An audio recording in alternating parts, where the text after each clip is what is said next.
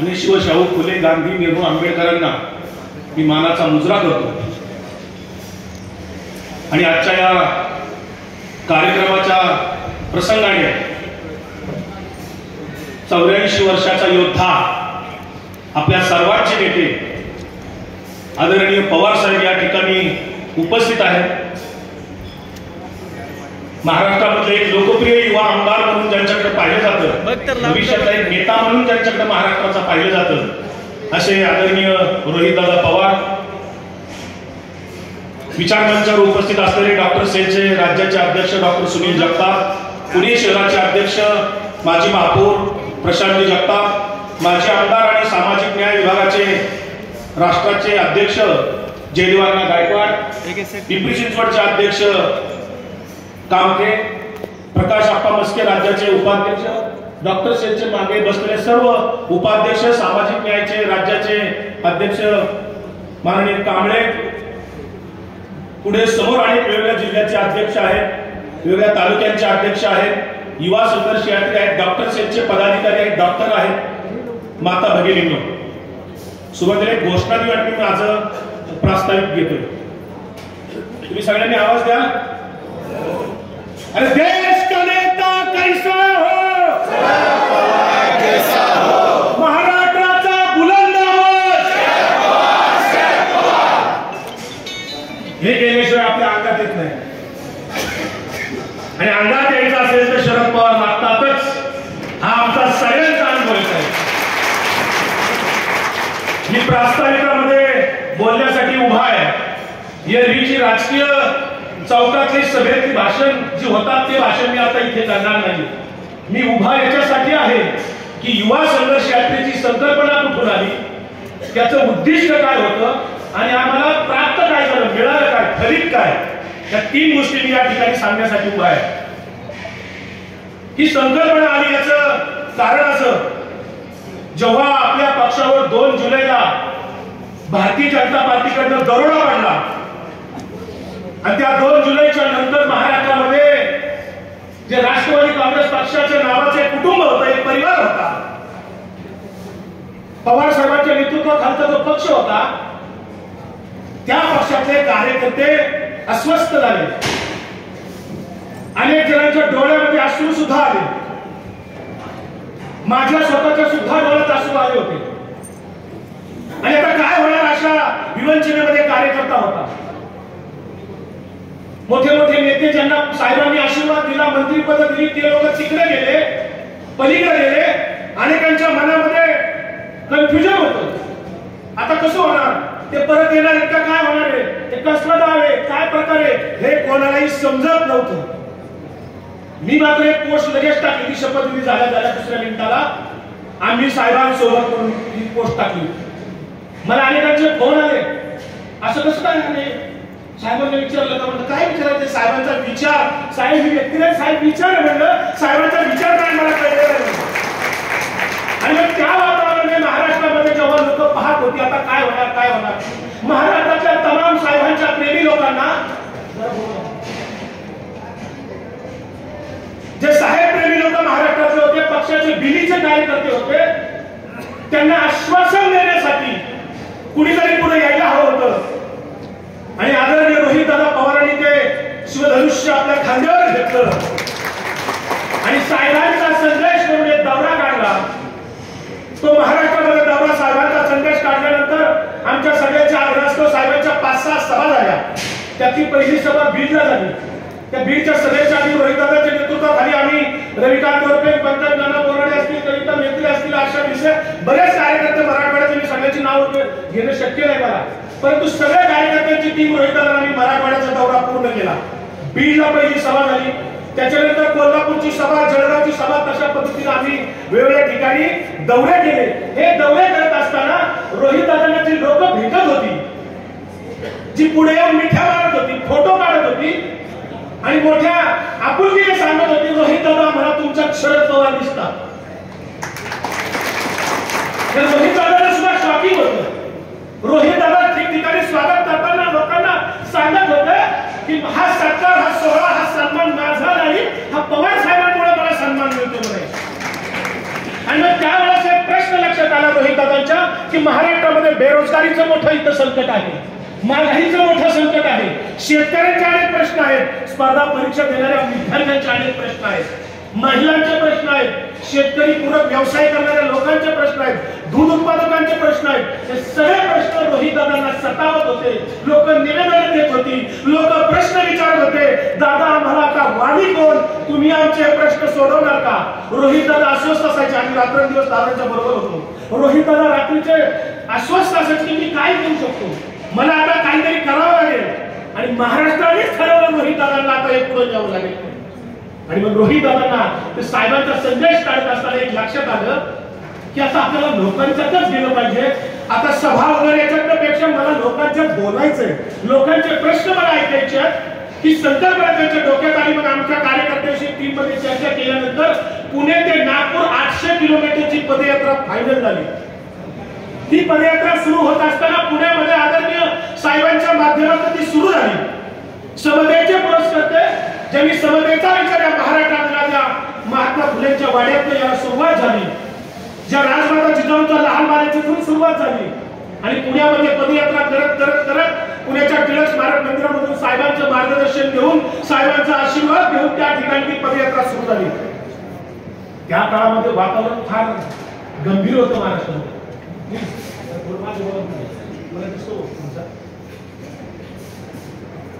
वातावरणाविषयी tight होतं साहेब. महाराष्ट्रामध्ये मराठा आंदोलनाची धग होती, महाराष्ट्रामध्ये गावबंदी होती, कुठल्याही पुढाऱ्याला गावात यायला परवानगी नव्हती. आणि अशा काळामध्ये पदयात्रा निघाली होती. अनेक कार्यकर्ते म्हणत होते कसं जाणार आहे, कशी निघणार आहे पदयात्रा. पुणे जिल्ह्याचा पहिला दौरा पूर्ण झाला. छत्रपती संभाजीराजांच्या तुळजापूरच्या समाधीचं दर्शन घेऊन शिरूर तालुक्यातून आम्ही शेवटच्या टोकाला गेलो. मांडवगड, फराटा, निर्वी या गावामध्ये गेलो. तोपर्यंत बीड मध्ये जाळपोळ आणि ऑफिस तोड, घर जाळपोळ ही सगळी घटना घडली होती. वातावरण अतिशय तंग होतं. अनेक मराठा आंदोलक कार्यकर्ते रोहितदादांना खाजगीत सांगायचे आम्हाला सामील व्हायचे तुमच्या बरोबर, पण आता आमची चळवळ ठरल्यामुळे आम्ही आता सोबत येऊ शकत नाही, असे इतके फोन यायचे, खाजगी जाऊन भेटून सांगायचे.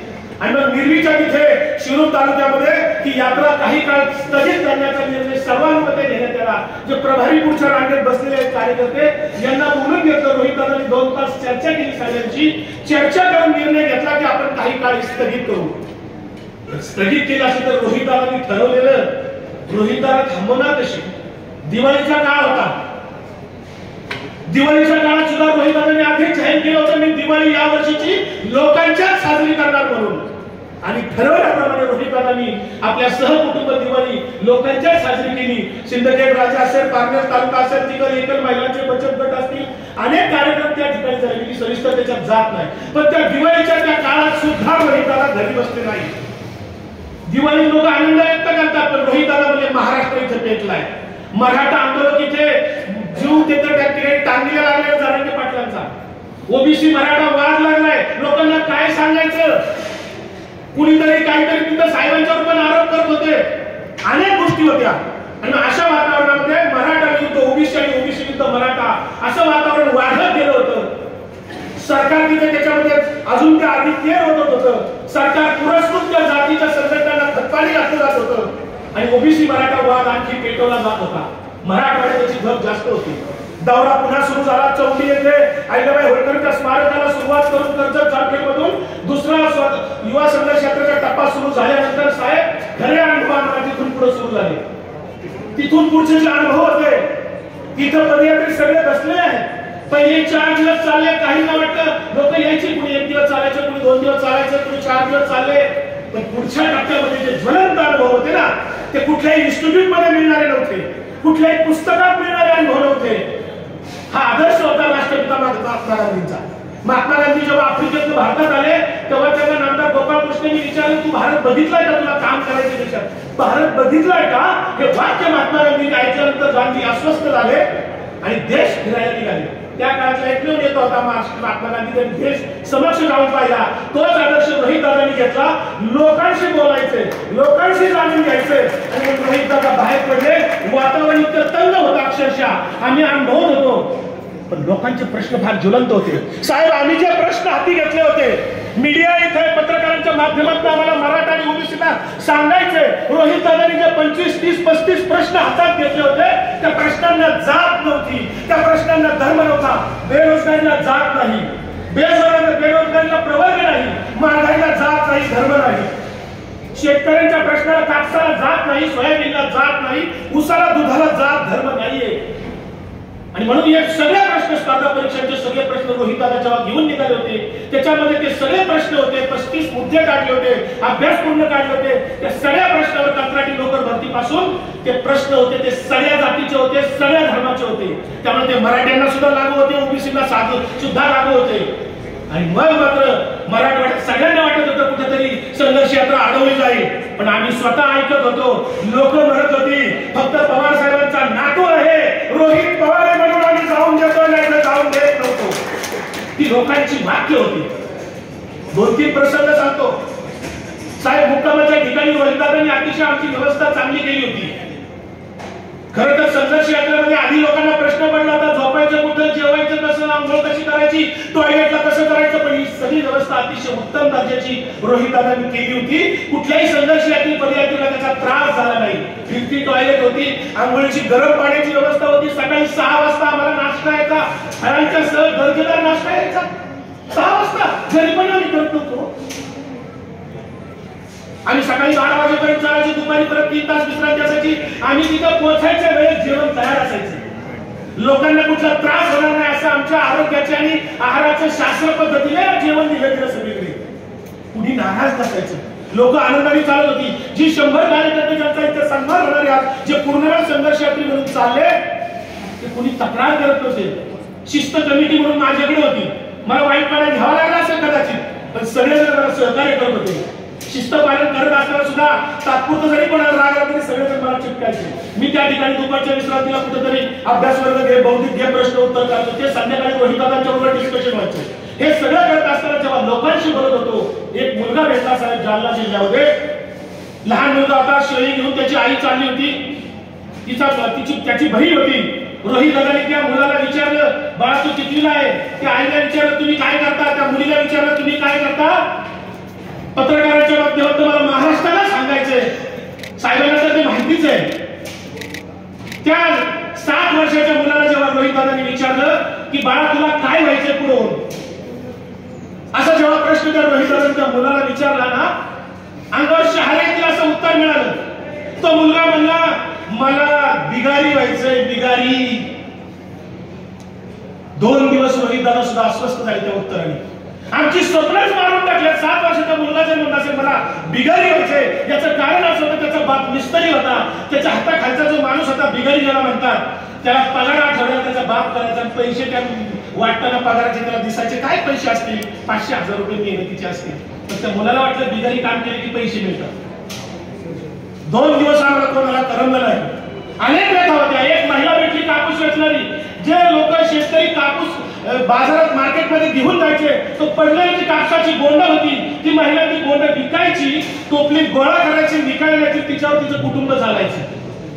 ह्या व्यथा ज्या आहेत ना, कुठल्या माध्यमातून दिसत नाहीत, कुठल्या पुस्तकात दिसत नाहीत, प्रत्यक्ष अनुभवात दिसतात. जी पदयात्रा पूर्वी पवार साहेबांनी जळगाव ते नागपूर दिंडी काढली होती शेतकऱ्यांची, महाराष्ट्राची पहिली दिंडी होती. तो पवार साहेबांनी जो आदर्श घालून दिला होता, तो रोहितदादा त्या ठिकाणी बरोबर त्याचं पालन करत होते. आम्ही पाहत होतो. आम्हाला असं वाटलं काहींना, काही लोक मला खाजगीत विचारायचे, रोहितदादा एवढ्या मोठं कुटुंबातले खरं 800 किलोमीटर चालतील का, मध्ये मध्ये दमल्यावर गाडीत बसतील वगैरे वगैरे प्रश्न विचारायचे खाजगीत मला.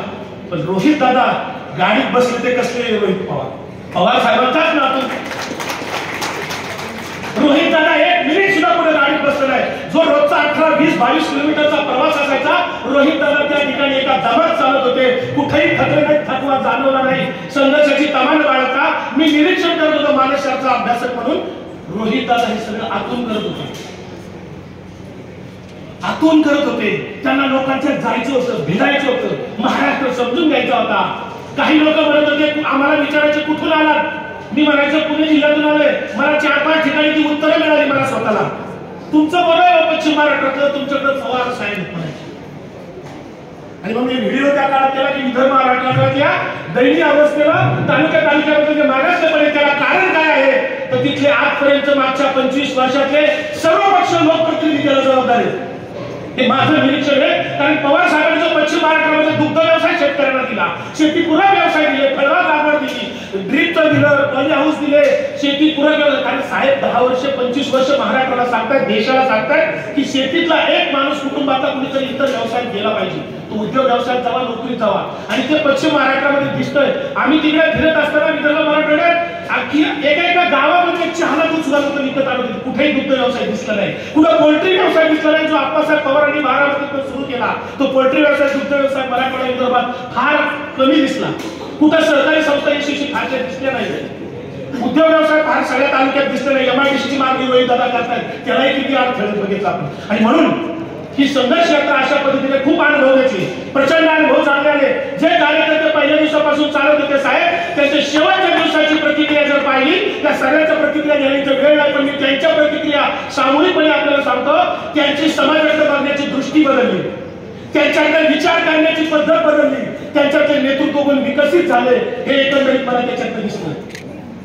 या सगळ्या संकल्पनेचे हे जे सगळे अनुभव आले, त्या अनुभवाचं फलित मी आता सांगतो आणि माझं मनोगत थांबवतो. काय मिळाला मला संघर्ष यात्रेतनं? जो नागपूरला शेवटचा मोर्चा झाला, तो फार मोठा मोर्चा झाला आणि देशमुख साहेबांनी त्या काळामध्ये तिकडे चांगलं सहकार्य केलं. जो मोठा मोर्चा नागपूरला झाला, त्या मोर्चामध्ये हजारो लाखोच्या संख्येने लोक आली होती. आदरणीय पवार साहेबांचा वाढदिवस आपण 12 डिसेंबरला त्या ठिकाणी आंदोलनात साजरा केला. आंदोलनाच्या माध्यमातून पवार साहेबांनी याच्यापूर्वी एक वाढदिवस केला होता नागपूरला. त्या मोर्चानंतर जेव्हा रोहितदादांनी शासनाला सांगितलं की तुम्ही आमचं निवेदन द्यायला येताय का नाही, तर आम्ही विधान भवनात घुसतो, शासनाचा कुणीही प्रतिनिधीचं निवेदन घ्यायला आलं नाही हे म्हटल्यानंतर रोहितदादांनी जेव्हा आवाज दिला जाहीरपणे की आम्ही विधानमंडळाकडे चालतोय म्हटल्यानंतर सगळे संघर्ष यात्री त्याच्यामध्ये हजारोच्या संख्येने तिकडे निघाले, बॅरिकेड तोडून पलीकडे गेले. अक्षरशः पोलिसांचा लाठीचार्ज सहन केला. इथे अनेकांना मार लागलेले 5-25 कार्यकर्ते इथे आहेत, ज्यांच्या अंगाची सालपाट निघाली. पोलिसांनी लाठीचार्ज केला, पण मागे कोणी हटले नाही. रोहितदादाच्यावर लाठीचार्ज होईल का नाही म्हणून त्या ठिकाणी रोहितदादांना कडक करणारे अनेक कार्यकर्ते या ठिकाणी आहेत. रोहितदादाच्या अंगावर पोलिसांना येऊ दिलं नाही. रोहितदादाचं संरक्षण करणारे कार्यकर्ते या ठिकाणी बसलेले आहेत. आणि त्या संघर्ष यात्रेतनं महाराष्ट्राला कळा की हा माणूस खरा संघर्ष करतोय. रोहित आबा पाटील पण त्यांच्याबरोबर खांद्याला खांदा त्या ठिकाणी लावून होते. 2 रोहित बघितले की महाराष्ट्राला आश्वासन मिळायचं. हे 2 रोहित आहेत म्हणजे महाराष्ट्राला मला आता काळजी नाही. हे आश्वासन लोक त्या ठिकाणी मिळवत होती, घेत होती. आता फलित काय झालं? 3 फलित आम्हाला मिळाले साहेबांच्यामध्ये. 3 गोष्टी याच्यामध्ये आम्हाला मिळाल्या. पहिल्या प्रथम मिळाले, जे आजपर्यंत कार्यकर्ते आपल्या सरंजामदारचे याच्यापूर्वी नेते होते त्यांच्याकडे दुर्लक्षित राहिलेले अनेक कार्यकर्ते याच्यामध्ये जोडले गेले. जे वर्षानुवर्ष दुर्लक्षित होते ते रोहितदादाच्या माध्यमातून संघर्ष यात्रेत जोडले गेले. दुसरं काय मिळालं मला? जे जोडले गेले संघर्ष यात्रे पूर्ण वेळ चालले, ज्यांचा सन्मान आपण करणार आहोत, ज्यांच्यात इतकं पोटेन्शियल आहे की कुणी गावचा सरपंच होऊ शकतो, कुणी पंचायत समितीचा सदस्य होऊ शकतो, कुणी जेडपी होऊ शकतो सदस्य, कुणी नगर परिषदेचा सदस्य होऊ शकतो. नवे काही जण आमदारकीच्या पात्रतेचे आहेत आणि बिलीचे कार्यकर्ते आहेत. त्यांनी कसला सन्मान बघितलं नाही, काही नाही. काहीही करून पवार साहेबांच्या विचारांना पुढे घेऊन जायचंय हा विचार घेऊन चालणारे कार्यकर्ते या संघर्ष यात्रेत मिळाले. कुठल्याही लाभाची अपेक्षा नाही. ते रोहितदादाला काहीच मागत नाही, साहेबांच्याकडे त्याची काहीच अपेक्षा नाही. फक्त साहेबांचा आशीर्वाद पाहिजे, रोहितदादाचं नेतृत्व पाहिजे, एवढीच त्यांची अपेक्षा आहे. दुसरं काय मिळालं? या कार्यकर्त्यांची दृष्टी बदलली. मागाशी सांगितल्याप्रमाणे याची विचार करण्याची पद्धती बदलली. यांना अनेक गोष्टी समजल्या. हे पहिलं फलित आमचं झालं. दुसरं फलित आम्हाला काय मिळालं? महाराष्ट्रातल्या जनतेचे प्रश्न समजले सगळ्यांना. शेतकऱ्यांचे ज्वलंत प्रश्न, बांधावर जाऊन शेतात जाऊन कापूस वेचणाऱ्यांचे प्रश्न, सोयाबीनचे प्रश्न, दुग्ध उत्पादकांचे प्रश्न, बेरोजगारीचे प्रश्न. एक मुलगा त्या ठिकाणी बीटेक झालेला होता, तो वडापावची अड्डाणी चालत होता. त्याचा बाप म्हणला मी 5 लाख रुपये कर्ज काढून याला खर्च केलाय. हा बीटेक नसताना तरी परवडला असतो. वडापाव मधून आमचा रोजगार चाललाय, कारण याला नोकरीच नाही. असे शेकडो नव्हे हजारो लोक भेटले. प्रत्येक गावात 100, 200, 500 लोक बेरोजगार तरुण मुलं जेव्हा रोहितदादांना भेटायची, मोठ्या आश्वासक त्यांना चेहरा वाटायचा. सर्रास लोक बोलायची हे पवार साहेबांचा आहे दुसरे. आणि आमच्या लढ्यातलं प्रश्न समजल्यानंतर तिसरं शेवटचं जे आम्हाला मिळालं साहेब, ते फार मोलाचं मिळालं. ते मिळालं म्हणजे महाराष्ट्राला नवा शरद पवार मिळाला. आणि एवढी म्हणत नाही